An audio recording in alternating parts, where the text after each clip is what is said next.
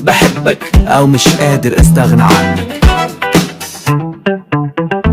بحبك وقلبي عليك دايما مشغول، ولا يوم حسيتك في قلبي دخول.